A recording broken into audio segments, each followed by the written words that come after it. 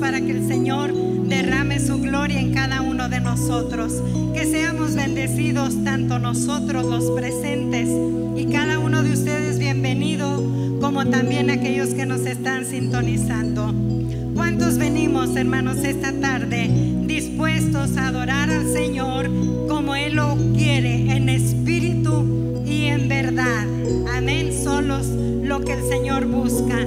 El profeta Habacuc dijo: aviva tu obra en medio de los tiempos. En medio de los tiempos, hazla conocer.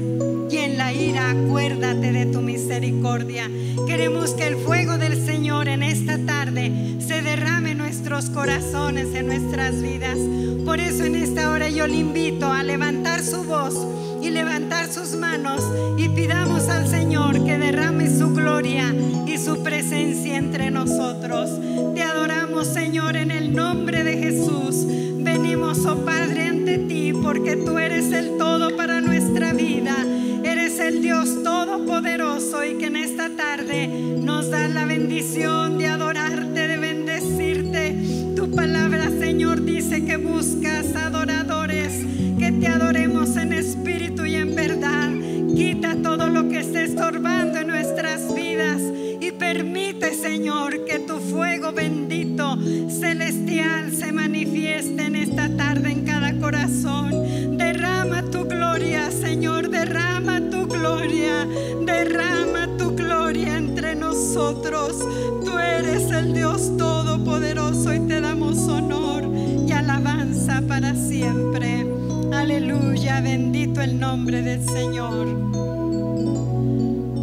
Una experiencia, hermanos, muy gloriosa que tuvo el pueblo de Israel junto con Moisés y Aarón en el monte Sinaí. Dice la palabra que todo el monte humeaba porque Jehová había descendido sobre él en fuego, y el humo subió como el humo de un horno, y todo el monte se estremecía en gran manera por la presencia del Señor.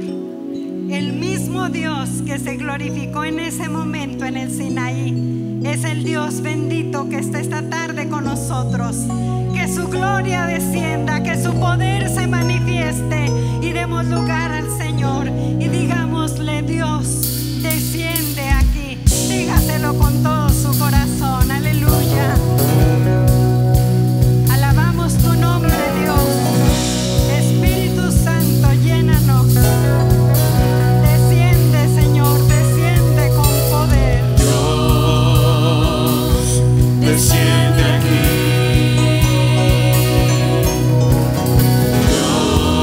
Dios, desciende aquí. Te quiero tocar,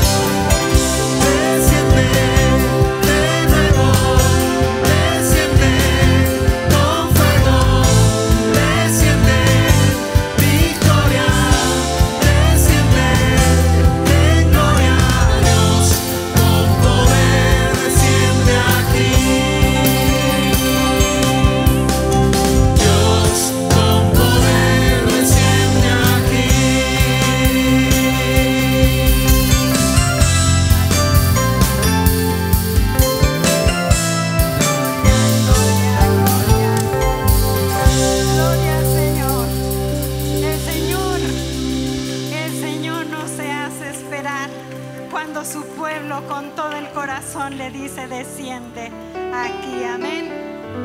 Elías, hermanos, ante los profetas de Baal oró: respóndeme, Jehová, respóndeme, para que conozca este pueblo que tú, oh Jehová, eres el Dios, y que tú vuelves a ti el corazón de ellos.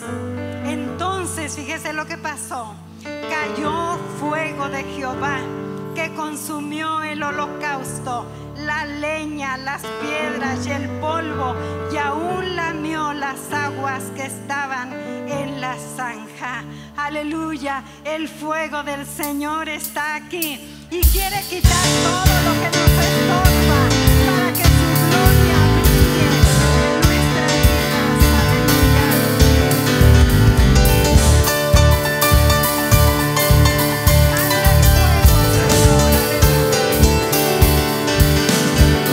Manda el fuego, Señor, manda el fuego, Señor, y avívanos con tu poder.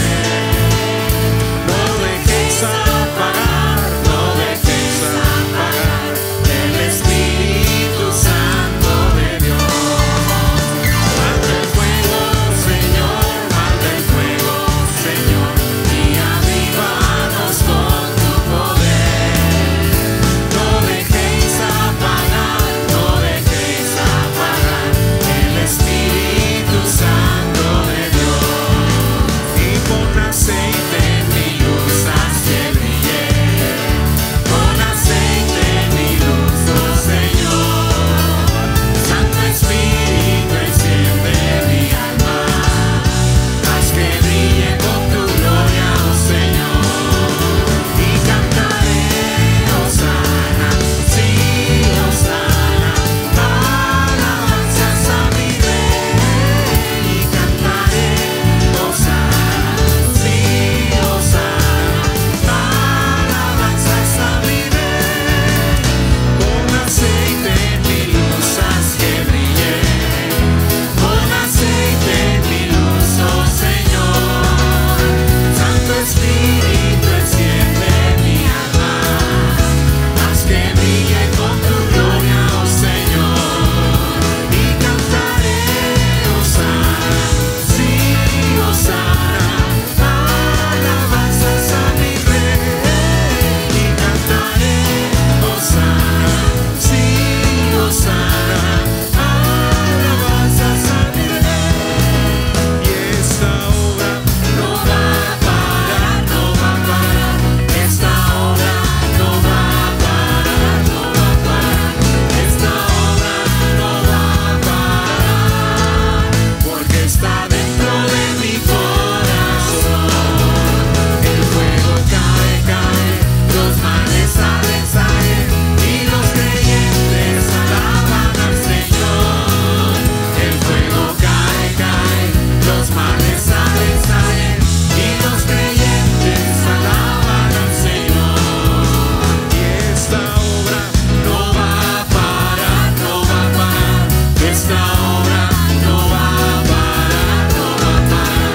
Esta obra no va a parar, porque está dentro de mi corazón.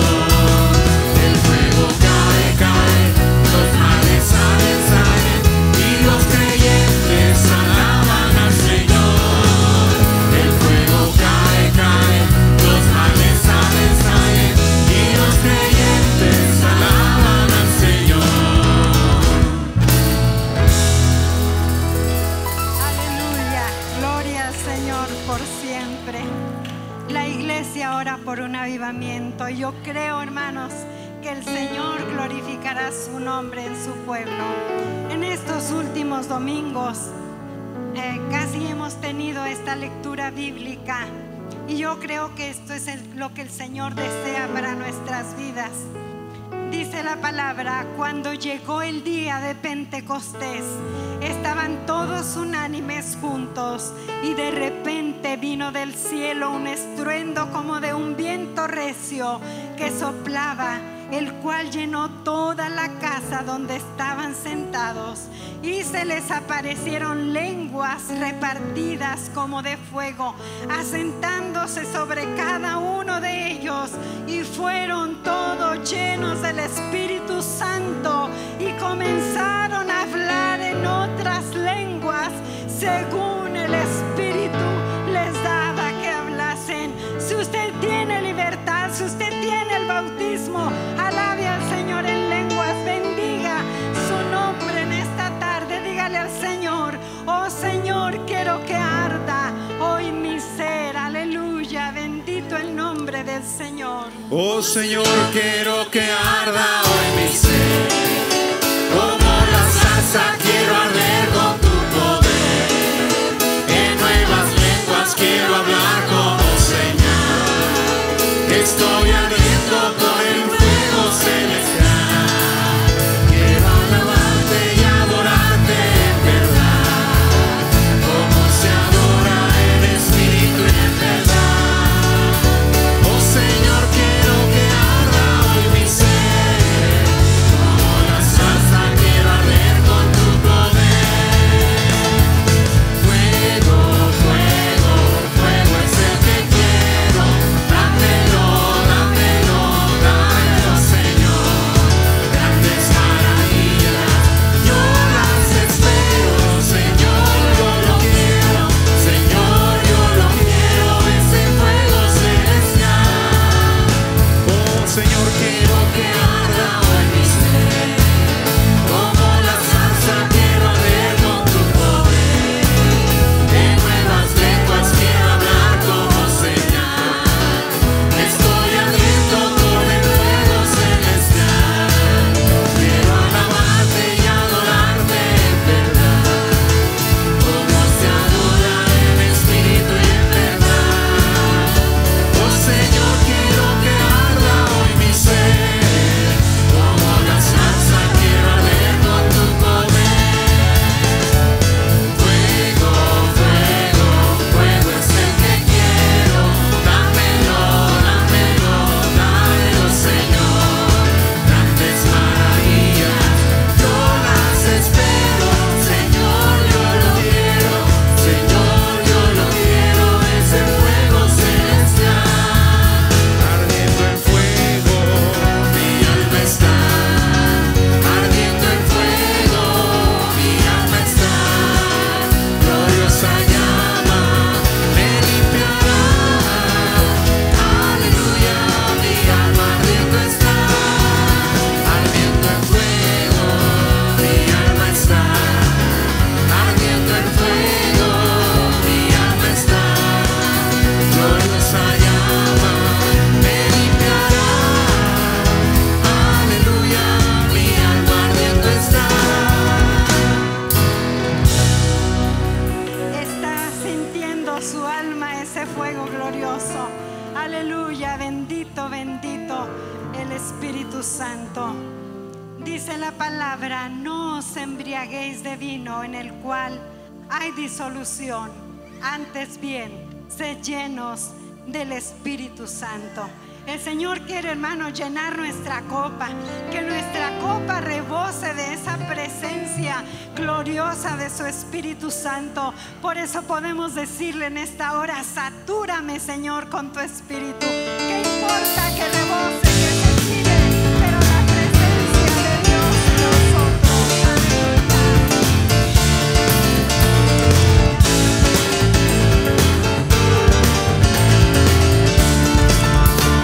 Satúrame, Señor, con tu espíritu. Satúrame, Señor, con tu espíritu. Satúrame, Señor, con tu espíritu. Satúrame, Señor, con tu espíritu.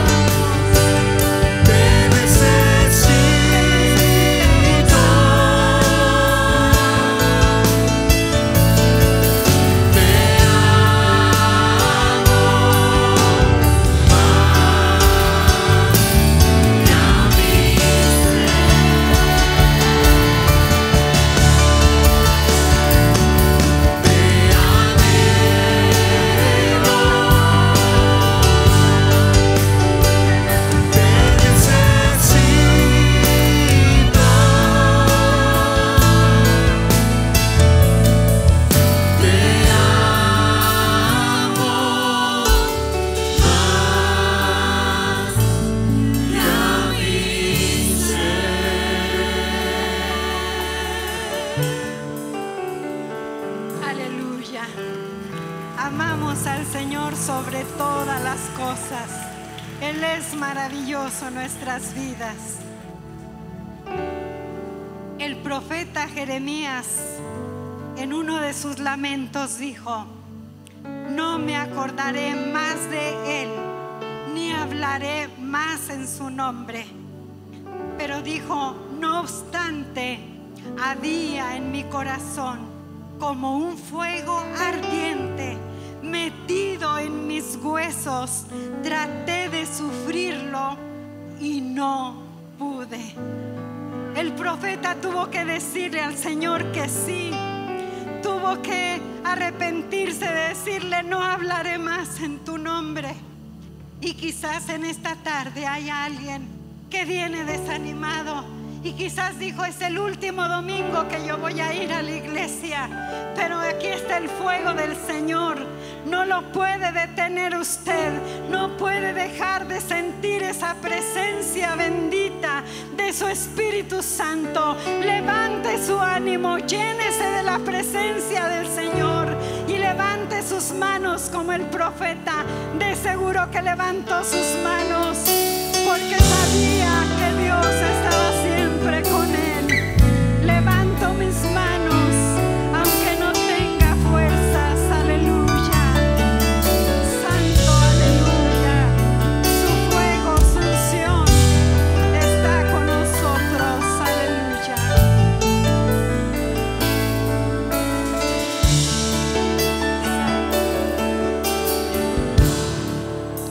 Levanto mis manos,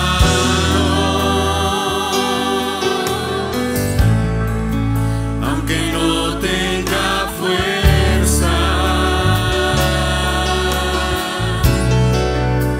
Levanto mis manos,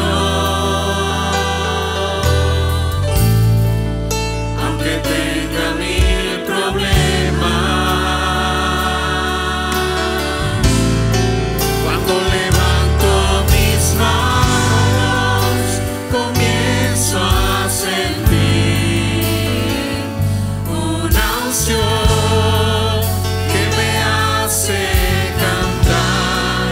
Cuando levanto mis manos, comienzo a sentir el fuego. Cuando levanto mis manos, mis cargas se van. Nuevas fuerzas tú me das. Todo esto es posible. Todo esto es posible.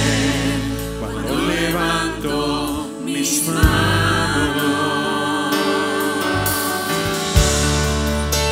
Levanto mis manos, aunque no tenga fuerza. Levanto mis manos,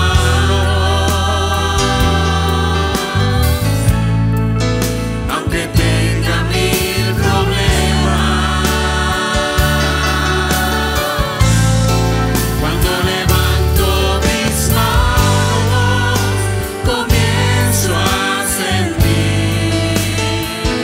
una unción que me hace cantar. Cuando levanto mis manos, comienzo a sentir el fuego. Cuando levanto mis manos, mis cargas se van. Nuevas fuerzas tú me das. Todo esto es posible. Todo esto es posible. Cuando levanto mis manos. Cuando levanto mis manos, comienzo a sentir una unción que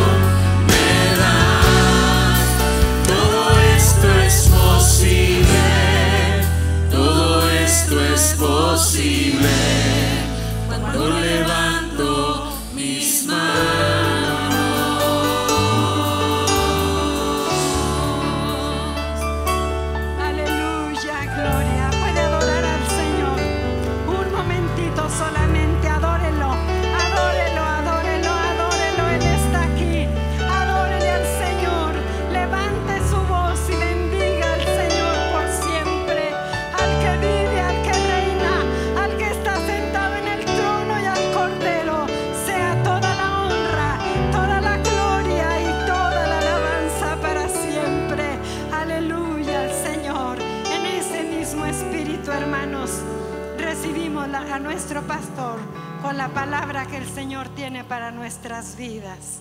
Amén.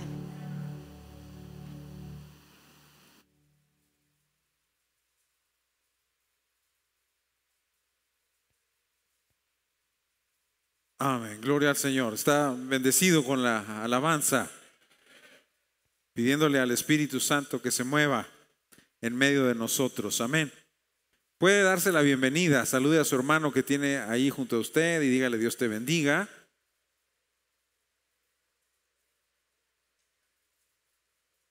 Bienvenido a la casa de Dios.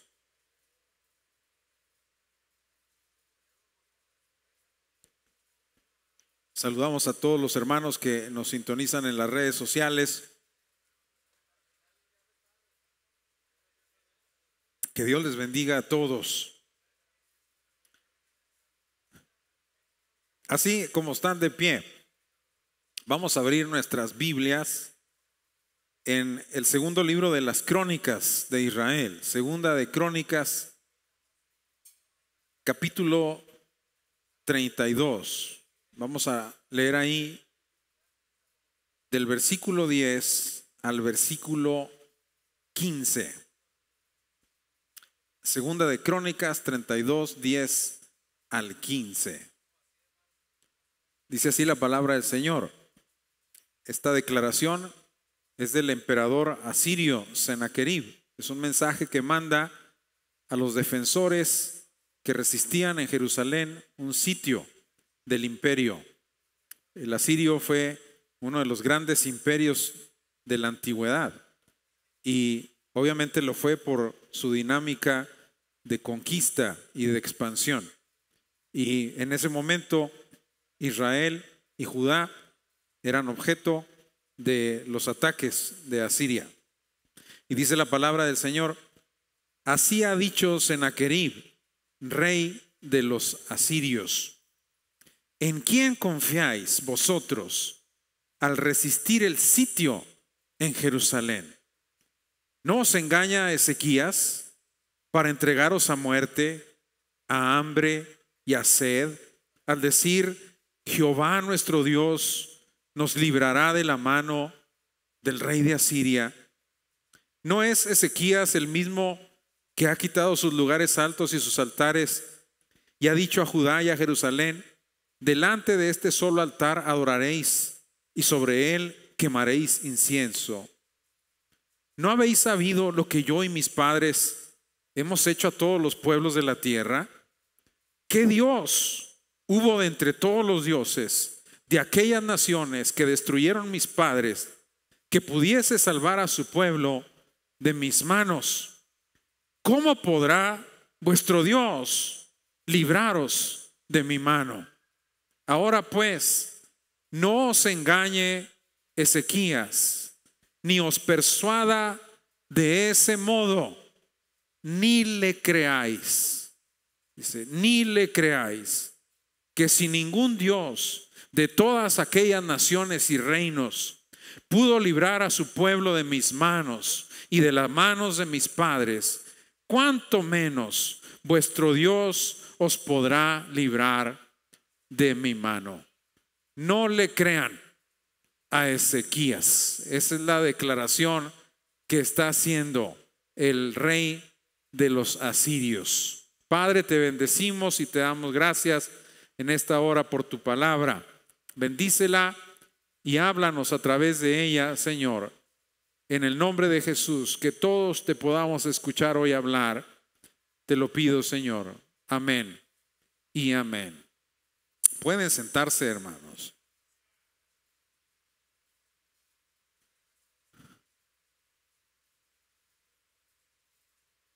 Una de las estrategias más importantes en cualquier guerra es sin duda la mediática, la guerra mediática. Su objetivo fundamental es convencer a un enemigo de que su oponente es más fuerte, de que cuenta con más recursos que él, de que es más poderoso. Se distorsiona la información, se manipula, se usa a conveniencia y todo para descorazonar, para desanimar y para derrotar al enemigo antes de que la batalla comience. Una guerra mediática exitosa produce que cuando te enfrentas a tu oponente, este ya se encuentra moralmente en un estado de virtual derrota. Es precisamente una guerra mediática lo que acabamos de leer aquí en este pasaje. Lo que nos narra el libro de Crónicas en el asedio de Asiria a Jerusalén bajo el reinado de Ezequías. Los asirios no eran cualquier ejército. Asiria ocupa el primer lugar en el ranking de los ejércitos más crueles de toda la historia. Ni siquiera los nazis de Hitler o los hunos de Atila han igualado a los asirios en los niveles de crueldad que ellos manifestaron cuando conquistaban y destruían reinos e imperios. Las capacidades de los asirios para sitiar y para invadir ciudades eran de vanguardia para su época y fueron los primeros en contar con modernos cuerpos de ingenieros, con diferentes estilos de infantería, ligera, pesada, táctica, con modernas máquinas de asedio que facilitaban la conquista de las ciudades amuralladas que iban invadiendo. Sin embargo, los generales asirios sabían que Jerusalén no iba a ser un objetivo más.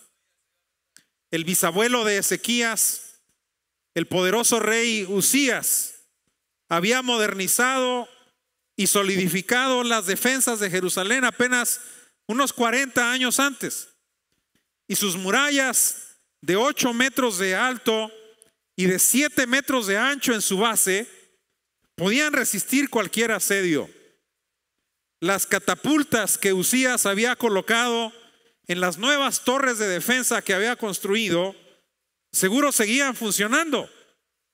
Y además Ezequías se había asegurado de un suministro abundante de agua para resistir todo el tiempo que fuera necesario, a la vez que cegaba los depósitos de agua para los invasores. Los asirios, además, en ese momento se encontraban combatiendo en otros frentes y no podían permitirse un asedio prolongado que les elevara el costo de la guerra. Por si eso fuera poco, Ezequías era un rey piadoso y lleno de confianza en el poder del Dios de Israel. Su mensaje para el pueblo que lideraba era un mensaje de ánimo y de esperanza. El pueblo estaba fortalecido por la fe de su rey en Dios. El mensaje de Isaías era hermoso. Esforzaos y animaos, no temáis ni tengáis miedo del rey de Asiria, ni de toda la multitud que con él viene, porque hay más con nosotros que con él. Con él está el brazo de carne, pero con nosotros está Jehová para pelear nuestras batallas. Es decir, un rey lleno de confianza en el poder de Dios. No es de extrañar entonces que ante estos factores la estrategia utilizada por los asirios haya sido, primero que nada, eminentemente mediática, donde su dinámica estaba dirigida en dos direcciones. La primera, convencer a los hebreos de que el poder de Asiria era superior. Ellos ya habían invadido un mundo de naciones. De hecho, si se fija, el discurso, cuando lo lea completo en el capítulo de Crónicas, iniciaba con una lista de naciones vecinas que los hebreos conocían bien y que ya habían sido conquistadas por Asiria. Reinos arameos y sirios, mesopotámicos, que no habían podido resistir el poder de los asirios, eran una prueba más que suficiente para convencer a los hebreos de que se enfrentaban a un enemigo formidable al que no iban a poder derrotar bajo ninguna circunstancia. Pero después, la segunda etapa de su guerra mediática tiene la clara intención de que los habitantes y los defensores de Jerusalén desconfíen de Ezequías. El mensaje es: no le crean a Ezequías, no lo escuchen, no confíen en él. Los está engañando, les está mintiendo, los está alimentando con falsas esperanzas. Lo que se trataba era de minar la confianza del pueblo en la estrategia de su rey, en la capacidad de su rey, en lo correcto de sus decisiones. Pero luego va más allá el rey de Asiria. No solo Ezequías, sino el Dios en quien Ezequías pone toda su confianza, no podrá enfrentarse al poder de Asiria. No importa que él diga que es el Dios todopoderoso. No importa que él diga que él es el Dios altísimo. No importa que él diga que él es Jehová de los ejércitos. No solo Ezequías es un fraude, el Dios de Ezequías también lo es. El apóstol Pablo le explica a la iglesia de Corinto que en la guerra espiritual que nosotros sostenemos contra Satanás, nosotros no ignoramos sus maquinaciones. Y cuando vemos la estrategia satánica en la Biblia, vemos una dinámica idéntica al rey de Asiria. Tratar de minar nuestra confianza en Dios. Así como el rey de Asiria le decía a los hebreos: no le crean a Ezequías. La estrategia satánica es idéntica. Viene y trata de minar nuestra fe en Dios. Y viene a tratar de decirnos cada vez que se puede: no le creas a Dios. No le creas a Dios. Por eso es importante que nosotros entendamos que creerle al Señor es un factor fundamental para nuestra vida cristiana y que tiene que formar parte constante de nuestra área medular como hijos de Dios.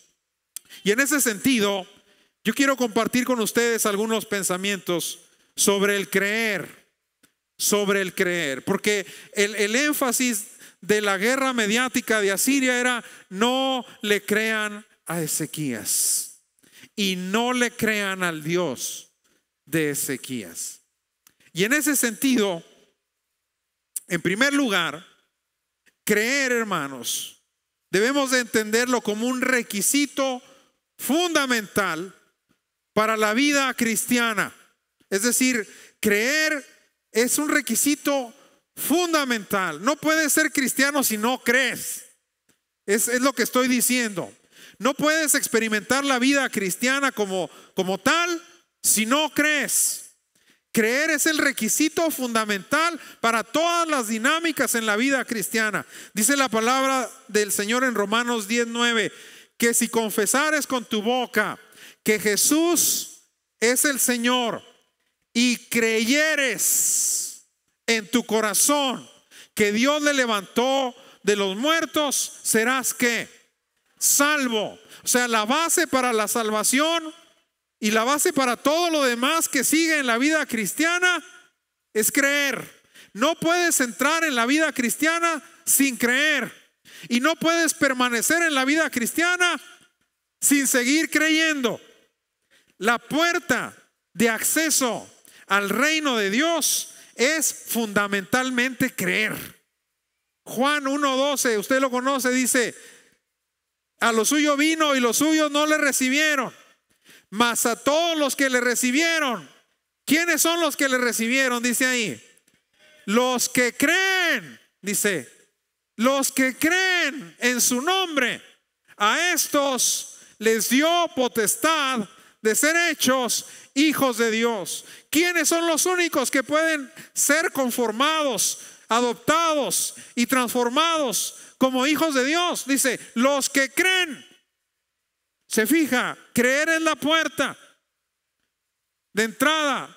Creer en el Hijo de Dios, creer en su poder salvífico, creer en su misión redentora, creer en su naturaleza divina plena. Pero luego también dice Juan 3:18, el que cree, el que en él cree, dice, no es que no es condenado, pero el que no cree ya ha sido condenado porque no ha creído en el nombre del unigénito Hijo de Dios. ¿Cuál es la manera de librarte de la condenación? Creer. ¿Cuál es la manera de ser hecho hijo de Dios? Creer. ¿Cuál es la fórmula para ser salvo? Creer. El fracaso de Israel en su propósito y llamamiento fue básicamente ese, que no creyeron. El profeta Isaías dice en Isaías capítulo 53 verso 1: Señor, ¿quién ha creído a nuestro anuncio? Como que en ese momento Isaías, usted conoce por el capítulo 6 del mismo libro del profeta, cómo fue el llamamiento de Isaías. Isaías tiene un llamamiento hermoso, tiene una visión de la gloria de Dios. Ve a Dios sentado en su trono. Dice Isaías: en el año en que murió el rey Usías. Y estaba triste Isaías porque Usías había sido un rey muy poderoso, el que mencioné ahorita, el bisabuelo de Ezequías, un rey muy piadoso, hasta que cometió un grave error personal por ensoberbecerse. Pero dice la escritura: en el año que murió el rey Usías, en ese momento Isaías veía un trono vacío, veía un trono vacante, veía un trono que no tenía ocupante, pero de repente tiene una visión donde ve un trono que está ocupado. Dice: el Señor sigue sentado en su trono. Dice: vi yo al Señor en un trono alto y sublime, y sus faldas llenaban el templo, y había seres celestiales adorando. Y dice la escritura que en ese momento dice: ay de mí que soy muerto. Viene un ángel y lo toca con un carbón encendido y lo habilita para estar allí en la presencia de Dios. Y luego el Señor exclama: ¿a quién enviaremos? En plural, una declaración del Dios Trino. ¿A quién enviaremos? ¿Y quién irá por nosotros?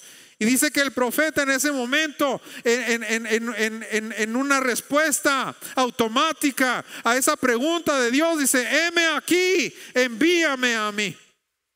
En ese momento no le importa a dónde va a ir, no le importa las condiciones o los desafíos que va a enfrentar, no le importa los enemigos que se le van a oponer. Él dice: yo voy. Pero en un momento de su ministerio le clama al Señor y le dice: Señor, nadie ha creído nuestro anuncio. El profeta se paraba y decía: deje el impío su camino y el hombre inicuo sus pensamientos, y vuelva hacia Jehová, el cual tendrá de él misericordia, y al Dios nuestro, el cual será amplio en perdonar. El profeta se paraba y decía: venid pues y estemos a cuenta. Si vuestros pecados fueren como la grana, como la nieve, serán emblanquecidos, y si fueren rojos como el carmesí, vendrán a ser como blanca lana. Y se paraba y proclamaba. Pero de repente en un momento le dice: Señor, ¿quién ha creído? El fracaso de Israel fue que no creyeron, y nacieron con eso desde genética, hermanos. En Números 14:11 dice la palabra: y Jehová dijo a Moisés: ¿hasta cuándo me ha de irritar este pueblo? ¿Hasta cuándo? ¿Qué dice allí? No me van a creer. ¿Hasta cuándo no me van a creer? Y esta gente a la cual el Señor se está dirigiendo eran personas que habían visto plagas sobrenaturales caer sobre los egipcios una tras otra. Habían visto el Nilo convertirse en sangre. Habían visto llover plagas de piojos, de ranas, de granizo, de tinieblas. Habían visto cómo los primogénitos de Egipto morían mientras los de ellos eran preservados. Habían visto cómo el mar se abría en dos para que pasaran en seco. Vivían en ese momento con una columna de nube en el día y una de fuego en la noche. Comían toda la mañana pan que les llegaba del cielo, y aún así no le creían a Dios. Por eso dice la escritura que el fracaso de Israel fue no creer. Por eso le digo que creer es requisito fundamental en la vida cristiana. Es por ello la advertencia para que ustedes y yo mantengamos nuestro estado de fe en niveles óptimos, en niveles saludables, en buenos niveles. Dice la Escritura en Romanos 11:20, el apóstol está hablando de que Israel, como ramas naturales en un buen olivo, fue desarraigada por su incredulidad, y que los gentiles, que éramos extranjeros y advenedizos, ramas silvestres, fuimos injertados en el olivo. Y dice la Escritura, el apóstol Pablo, que algunos gentiles decían, ellos por su incredulidad fueron desgajados y yo ahora ya estoy en el olivo. Y dice Pablo, sí, es correcto, por su incredulidad fueron desgajados, pero tú por la fe estás en pie. Así que no te ensoberbezcas, dice, sino teme. Porque luego Pablo, como dicen allá en otros lados, en Coahuila, en Nuevo León, les mata el gallo, porque le dice, porque si Dios no perdonó a las ramas naturales, a ti menos, que eres rama pirata. Dijo, si Dios no perdonó a las ramas naturales, dice, a ti tampoco te perdonará. Pero dice, pero tú, dice, por la fe estás en pie. Nadie, hermanos, nadie puede relacionarse satisfactoriamente con Dios sin creer. Hebreos capítulo 11, verso 6 dice, pero sin fe es imposible agradar a Dios, porque es necesario que el que se acerca a Dios, ¿qué dice?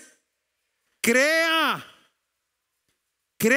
dice, crea que le hay y que es galardonador, recompensador de los que le buscan. Hace unos días, yo lo dije el viernes, un hermano que ha estado aquí ministrando en la iglesia hace muchos años llamó, hizo una oración por mí, pero empezó a orar por la iglesia y dijo algo que es bueno que usted sepa. Él dijo de parte de Dios, dijo, el Señor dice esto, dice, estoy preparando un avivamiento para la iglesia, dice, y voy a recompensar a esa iglesia porque ahí hay mucha gente muy fiel, dice, y yo los voy a premiar. ¿Cuántos creen eso, hermanos? ¿Cuántos creen que Dios es galardonador de los que le buscan? Porque ahí dice, pero es necesario, si volvemos al texto, pero es necesario que el que se acerca a Dios crea que le hay. ¿Se fija cómo creer es un factor fundamental? Y por eso la estrategia satánica es, no le creas. No le creas.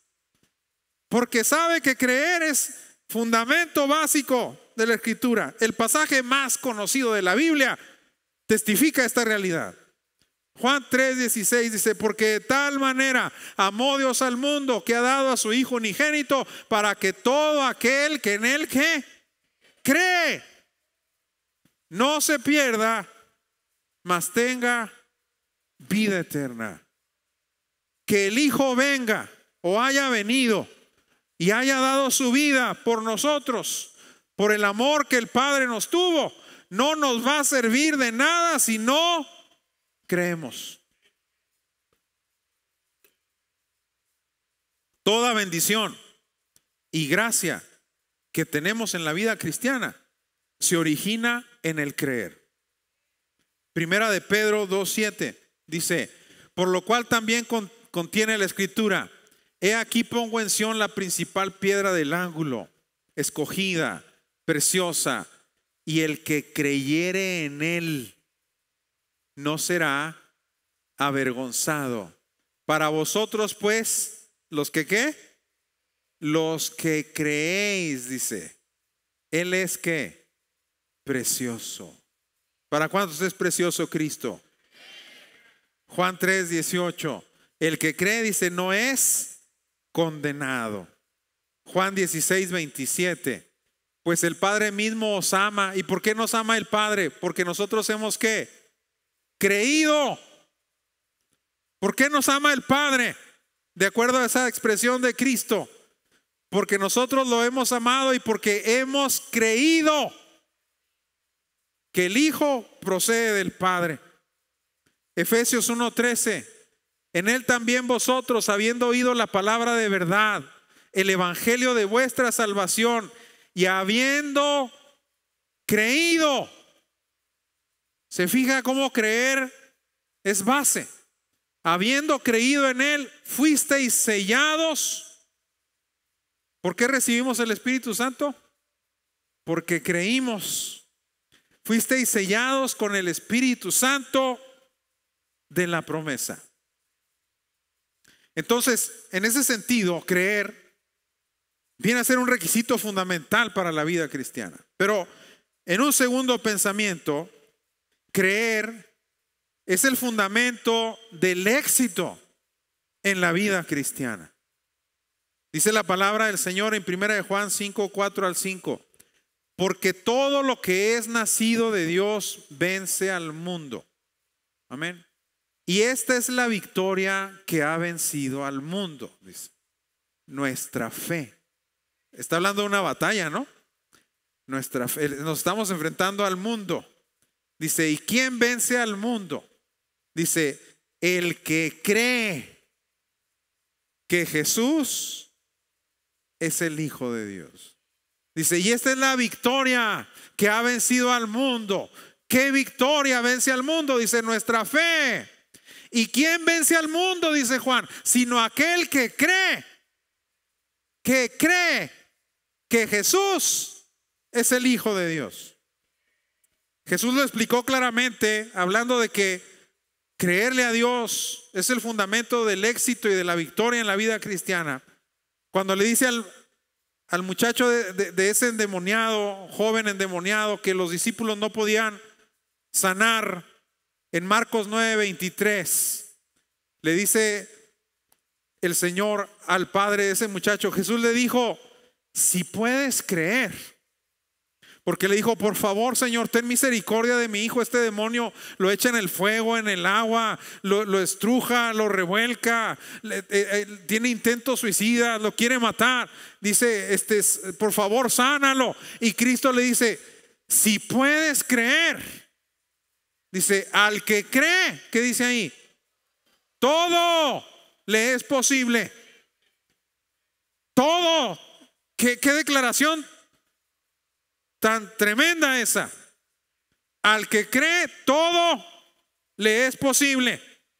¿Se fija cómo la clave es creerle a Dios? Los dones y los carismas espirituales que nos ayudan a prevalecer en la vida cristiana, que nos capacitan para servir al Señor y edificar a su pueblo, también tienen esa base de creer. En Marcos 16:17 dice, y estas señales van a seguir a quienes, nada más, dice, a los que creen, a los que creen, dice, en mi nombre echarán fuera demonios y hablarán nuevas lenguas. Pero ¿a quién siguen las señales? A los que creen. A los que creen. La respuesta a la oración depende de esta premisa fundamental. Dice la palabra del Señor en Marcos 11:24. Por tanto os digo que todo lo que pidiereis orando, ¿qué dice ahí? Creed que lo recibiréis y os vendrá. ¿Se fija cómo todas las cosas que tienen que ver con el éxito de la vida cristiana están relacionadas con creer? Todas. Dice, todo lo que pidiereis en oración, orando, creed que lo recibiréis y os vendrá. En Santiago capítulo 5:15 dice, y la oración, ¿de qué dice ahí? De fe salvará al enfermo y el Señor lo levantará, y si hubiere cometido pecados le serán perdonados. Dice, hay uno enfermo entre vosotros, llamen a los ancianos de la iglesia y hagan oración por él, ungiéndolo con aceite. Y lo dice, y la oración creyendo, la oración de fe salvará al enfermo. La sanidad siempre es una respuesta al creer. Fíjense, la respuesta a la oración tiene que ver con creer, pero la sanidad también. ¿Cuántos aspectos, ¿verdad?, de la vida cristiana tienen que ver con el creer? Juan 4, 46 al 53 dice una historia de los evangelios donde dice: vino pues Jesús otra vez a Caná de Galilea, donde había convertido el agua en vino. Y había en Capernaum un oficial del rey cuyo hijo estaba enfermo. Cuando oyó que Jesús había llegado de Judea a Galilea, vino a él y le rogó que descendiese y quería que sanara a su hijo, que estaba a punto de morir. Entonces Jesús le dijo: si no viereis señales y prodigios, no creeréis. El oficial del rey le dijo: Señor, desciende antes que mi hijo muera. Jesús le dijo: ve, tu hijo vive. Y luego mire lo que dice: y el hombre, ¿qué? Creyó la palabra que Jesús le dijo. Dice, y se fue. Y dice que cuando iba, sus siervos salieron a recibirle, le dieron nuevas diciendo: tu hijo vive. Y dice que entonces él les preguntó a qué hora había comenzado a estar mejor. Le dijo: ¿a qué hora se alivió?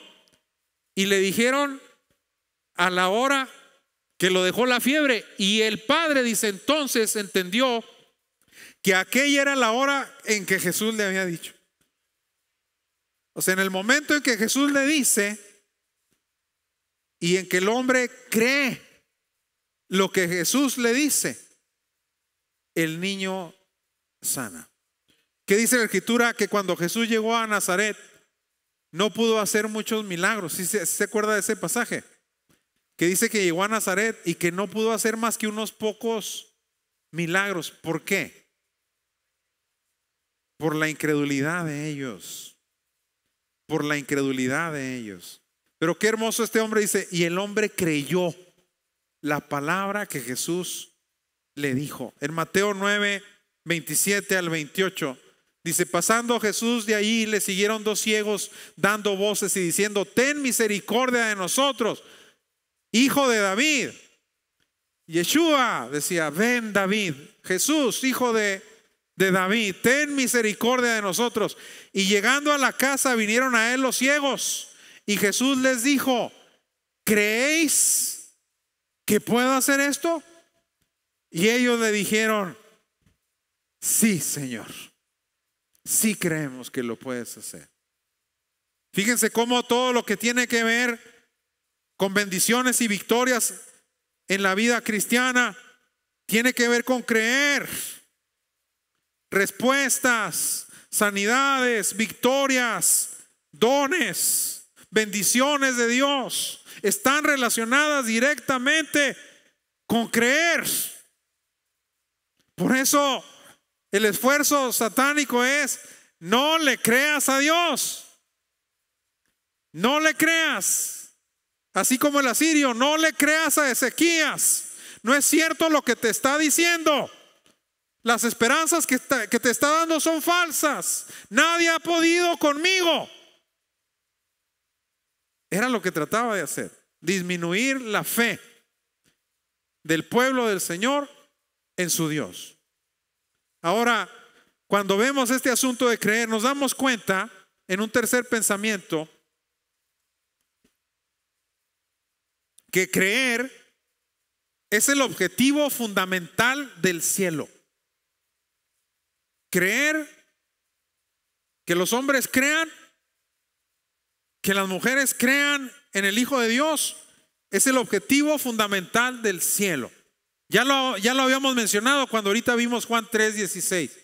Porque de tal manera amó Dios al mundo que envió a su Hijo unigénito para que todo aquel que en él crea. Entonces, ¿qué es lo que el cielo quiere? Que creamos. El creer siempre representó un objetivo fundamental de Cristo en sus tratos con la gente. Cuando usted ve en los evangelios el trato de Cristo con las personas, siempre lo que Cristo buscaba era fe. Era fe. En Juan 9, 35 al 37 dice: había a un ciego que el Señor lo había sanado en Jerusalén, y que lo expulsaron de la sinagoga porque confiesa que el que lo sanó viene de parte de Dios. Dice, oyendo Jesús que lo habían expulsado y hallándole, le dijo, ¿crees tú en el Hijo de Dios? Fíjese la pregunta, ¿crees? Ya había sido sanado, pero Jesús le está preguntando, ¿crees tú en el Hijo de Dios? Y respondió él y dijo, ¿quién es, Señor, para que crea en él? Fíjense la fe del ciego, tremenda.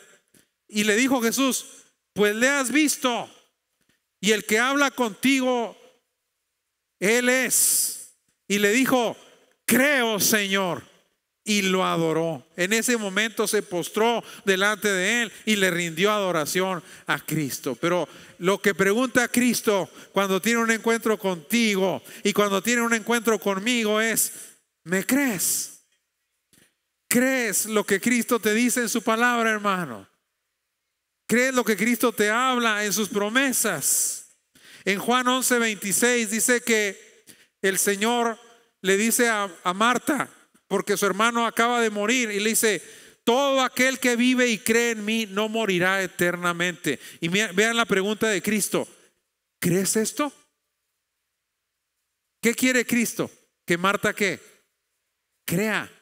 Le dice, ¿crees esto? ¿Crees esto? En Juan 11:42 el Señor está orando antes de llamar a Lázaro de la tumba para que salga y dice, yo sabía que siempre me oyes, le dice a su padre, pero lo dije por causa de la multitud que está alrededor, para que ¿qué? Para que crean. ¿Cuál es el objetivo? Que crean, dice. Dice que oró Cristo a su Padre en voz alta y dijo, yo sé, Padre, que tú siempre me oyes, pero lo dije por causa de esta gente, para que crean que tú me has enviado. Juan 14:1, el Señor le dice a sus discípulos antes de padecer y de morir, dice su último discurso, no se turbe vuestro corazón, creéis en Dios, creed también en mí. ¿Qué es lo que quiere Cristo de sus discípulos? Que le crean, que le crean. En Marcos 5:36 dice, pero Jesús, dice la escritura que llegó un principal de la sinagoga cuando Jesús venía de la región de los Gadarenos, en ese sermón que predicamos hace poquito, echando fuera a Jesús. Dice que llegó Jesús a la otra orilla y lo esperaba una multitud, y en medio de la multitud llega un principal de la sinagoga que se llama Jairo y le dice, mi hija está muriendo, está en casa, está muy grave, ayúdanos. Y dice que mientras van, salen los siervos de Jairo a encontrarle y le dice, tu hija ha muerto, ya no molestes más al maestro.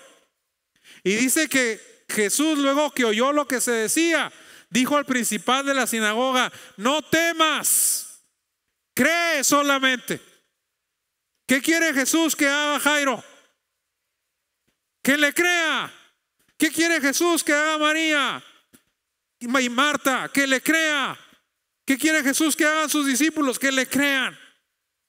Eso siempre representó no solo un objetivo fundamental de Cristo, sino también representó un objetivo fundamental de sus sucesores, quienes proclamaron la palabra por comisión del Señor.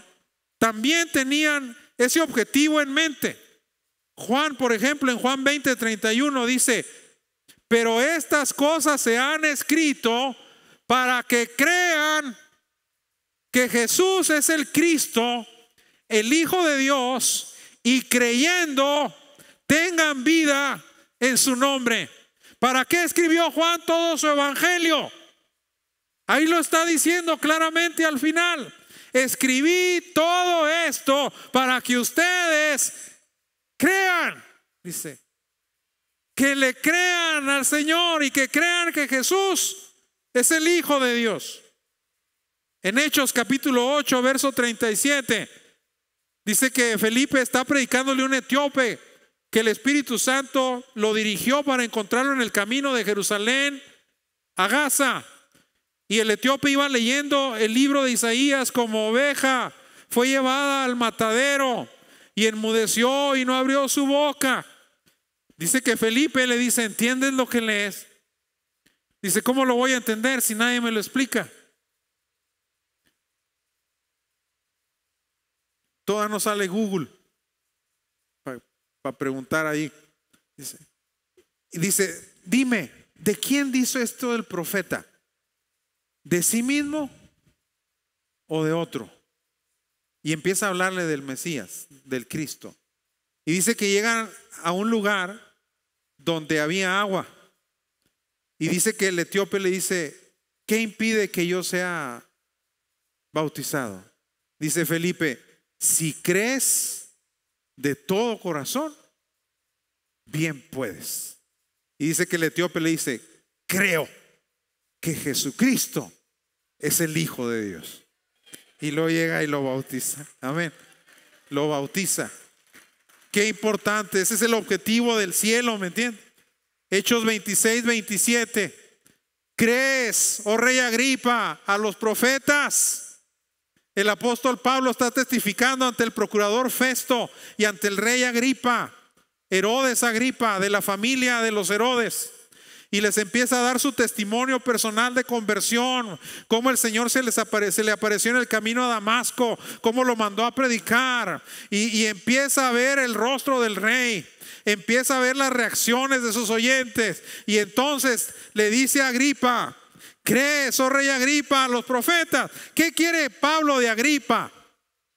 Que crea, que crea. Se fija cómo el objetivo de Cristo cuando se acerca con la gente con la que se relaciona es que crea. Y el objetivo de sus seguidores también es que todos aquellos que tienen un encuentro con Dios le crean. Agripa dice: por poco me persuades a ser cristiano. Así se quedó Agripa, de creer. Pero nosotros no tenemos que quedarnos así. Nosotros le podemos creer a Dios. Amén. En primera de Juan 5:13, Juan recalca, dice: estas cosas os he escrito a vosotros que creéis en el nombre del Hijo de Dios, para que sepáis que tenéis vida eterna y para que creáis en el nombre del Hijo de Dios. Lo que buscan es creer. Ese era el objetivo máximo de la actividad profética. ¿Qué querían los profetas cuando daban sus mensajes de parte del cielo? Que el pueblo les creyera. El único predicador en toda la historia, lo dije el viernes, que no ha querido que nadie se convierta cuando predica, fue Jonás. Jonás quería que Dios destruyera a los ninivitas. ¿Por qué? Porque Nínive era la capital de Asiria. Los asirios tenían el centro de su imperio en esa ciudad. Allí concentraban todos sus tesoros. A Nínive le decían la ciudad ladrona. Y allí estaba el centro de su poderío.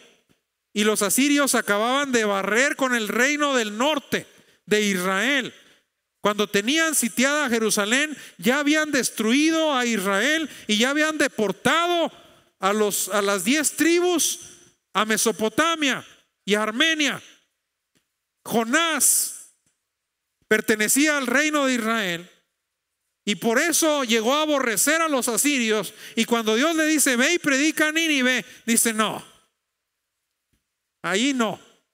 Yo no firmé el contrato para irle a predicar a los de Nínive. Y se va hasta Tarsis, a España, en la dirección opuesta, huyendo de Jehová. Pero usted conoce el libro de Dios, nadie puede huir. Dice: Dios prepara una tormenta donde el barco se está hundiendo Y finalmente echan suertes, la suerte cae sobre Jonás. Le dicen, dinos quién eres y de qué pueblo eres. Dice, soy hebreo y temo a Jehová, que hizo el cielo y la tierra y el mar, y estoy huyendo de él. Esta tormenta la está provocando él, porque voy en huida y en rebelión a su mandato. ¿Y qué podemos hacer? Dice, échenme al mar. El problema soy yo. Por eso los marineros dicen que hay veces hay un Jonás en el barco. Cuando parece, los marineros son muy supersticiosos, y cuando no hay viento, no había viento, o algo estaba mal, decían, hay un Jonás en el barco. Y dice que cuando echan a Jonás, el mar se aquieta, pero Dios ya tenía un gran pez que tragase a Jonás, y a la fuerza lo llevó a Nínive. Dicen que una niña que era cristiana en su clase de la primaria, la maestra le dijo, niña, tú eres cristiana, ¿verdad? Sí. Entonces tú crees la historia de Jonás. Sí. Pero ¿cómo se lo tragó una ballena? Dice, si las ballenas no tienen garganta. Dice, pues la Biblia no dice que una ballena, maestra, dice que fue un gran pez. Y es más, y cuando llegue al cielo, le voy a preguntar a Jonás. Dice, y si Jonás se fue al infierno, dice la maestra, pues entonces le pregunto a usted, dice. Entonces le pregunto a usted. Pero dice que a Jonás lo llevaron a la fuerza. Y cuando llega Jonás, yo no sé si los ninivitas se dieron cuenta o alguien vio cuando el pez echó fuera al profeta. No sé si los jugos gástricos del pez hayan causado algo en la fisonomía de Jonás, o que hayan dicho, un hombre viene del mar y lo trajo un pez. Y entonces llega Jonás a Nínive y empieza a predicar un sermón que no tiene nada de misericordia, que no tiene nada de gracia, que no tiene nada de esperanza. Nada más va gritando, de aquí a 40 días Nínive será destruida. Pero ¿sabe cuál fue la clave de todo? Jonás 3:5 dice, y los hombres de Nínive le creyeron a Dios. Dice, qué tremendo es creerle a Dios, hermano. Por eso te dice el diablo, no le creas, porque cuando le crees a Dios todo cambia. Dice que le creyeron a Dios y proclamaron ayuno y se arrepintieron, se pusieron en silicio y en ceniza y se humillaron, pusieron a ayunar hasta los animales. Todo el mundo ayunó allí y Dios los perdonó. Pero ¿cuál fue la clave? Le creyeron a Dios. La proclamación y la enseñanza de Cristo incluía este propósito central del cielo. En Juan capítulo 6, versos 28 al 29 dice, entonces le dijeron, ¿qué debemos hacer para poner en práctica las obras de Dios? Y entonces respondió Jesús, esta es la obra de Dios, que crean en el que ha enviado. Como que le decían a Cristo, ¿qué tenemos que hacer para lograr entrar en el reino de Dios? ¿Cuáles son los requisitos? Perdónenme la expresión, dinos a quién hay que matar. ¿Qué tenemos que hacer para poner en práctica las obras de Dios y que la vida de Dios sea una realidad de nosotros? Dice Cristo, que crean. Que crean. Ese era el objetivo mismo del ministerio de la encarnación de Cristo. En 1 Timoteo 3:16 dice, e indiscutiblemente grande es el misterio de la piedad. Dios fue manifestado en carne, justificado en el Espíritu, visto de los ángeles, predicado a los gentiles. ¿Y luego qué dice aquí? En el mundo, ¿qué es lo que busca el cielo de Cristo? Que el mundo ¿qué? Le crea. Creído en el mundo, dice, y recibido arriba en gloria. Creer es el objetivo fundamental del cielo.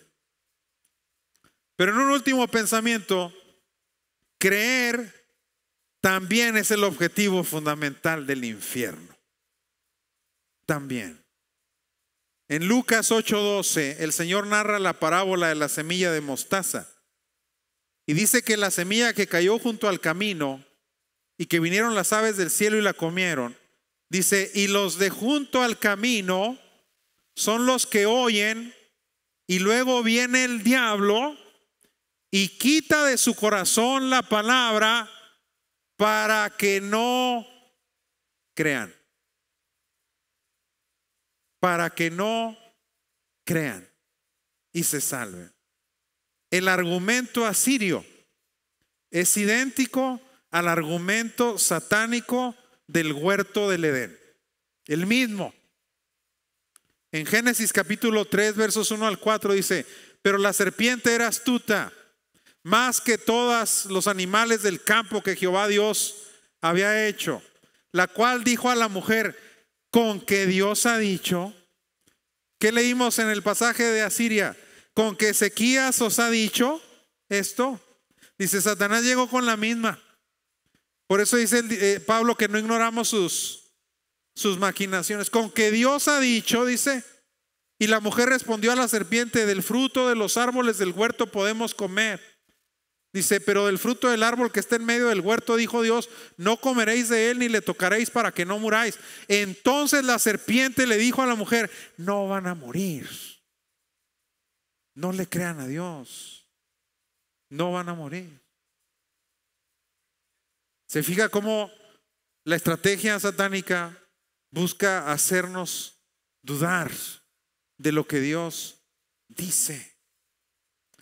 La acción, hermanos, sigue siendo la misma.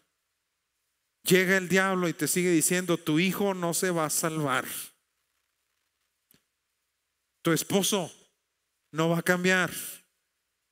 Tu situación no tiene solución. Tu adicción no tiene cura. No puedes sanar de esta enfermedad. No le creas a Dios.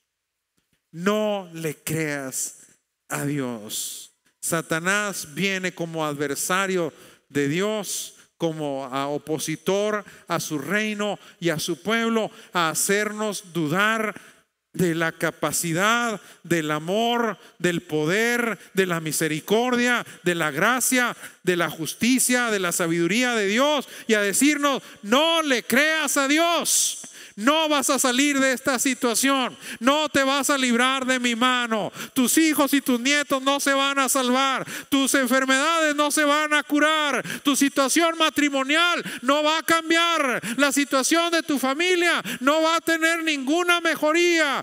No le creas a Dios.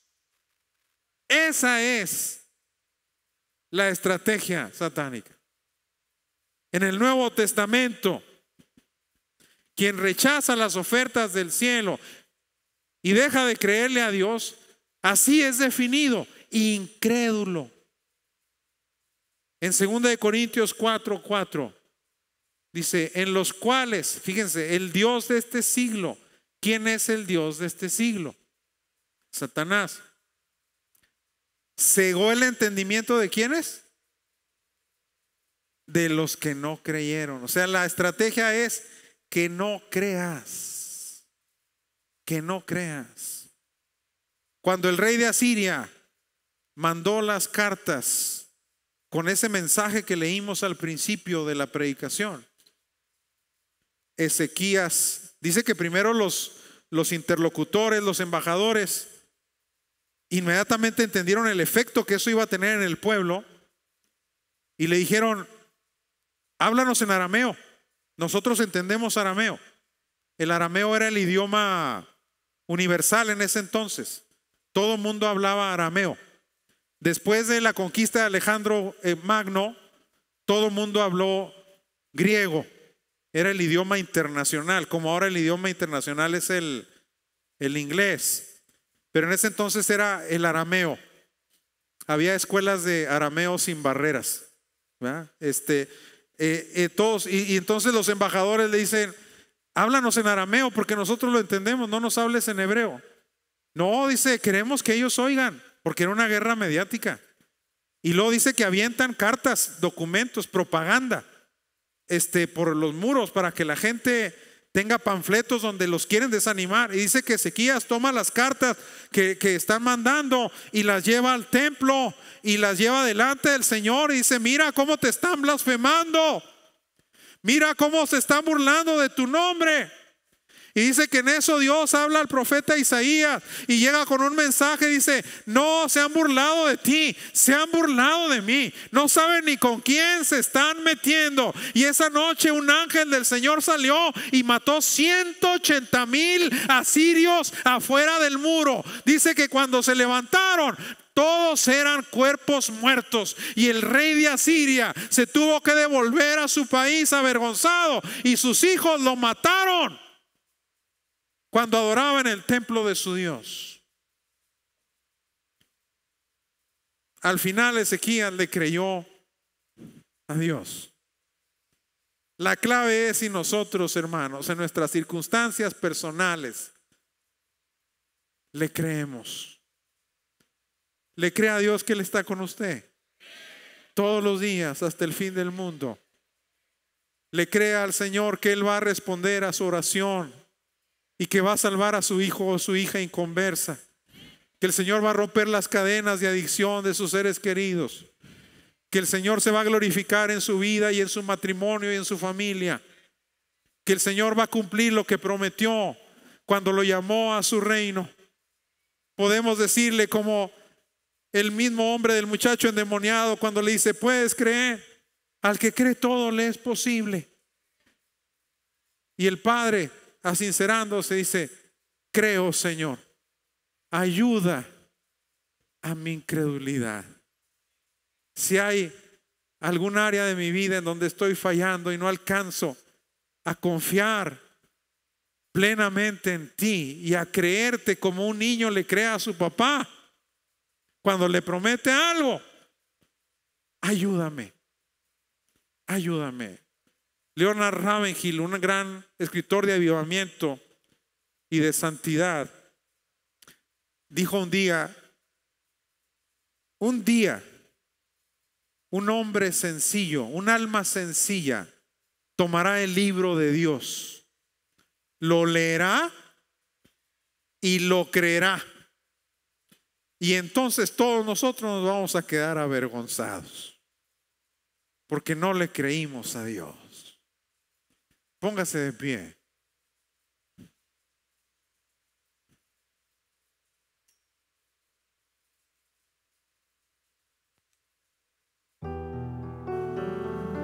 Yo quiero invitar en esta tarde a todos los que sí le quieren creer a Dios, a que vengan un momento al altar a decir al Señor: yo creo que tú vas a obrar.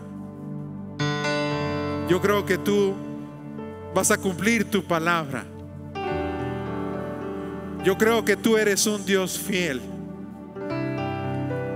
Si las circunstancias y mis enemigos me han dicho que no te crea, yo sí vengo a creerte a ti.